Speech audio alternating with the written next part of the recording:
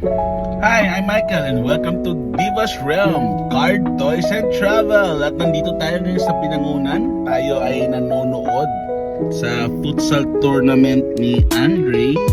Habang sila nagkaroon sila, first game sila, bawi sila this next game. So tayo naman ay pagbubukas muna ng one pack ng Phantasmal Flames Gengar artwork. So dalawa lang nagkita sa atin namin papabukas kay Andre. Pero yun natin sa 8, dalawang hits pa lang. Sorry, 6 sa 6, dalawang hits pa lang. So hopefully, kapawag tayo sa dalawa para at least kalahati 8 for 8 ang hits. Pero tingnan natin mangyari. So, ito natin.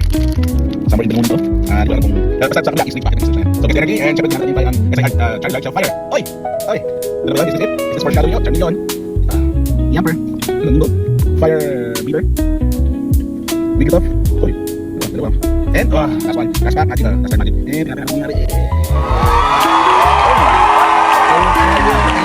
Which I think we need. So it's still a hit. Nice. Hindi tayo next but still a hit. So 7 out of 3. 3 hits out of 7 packs. Bye.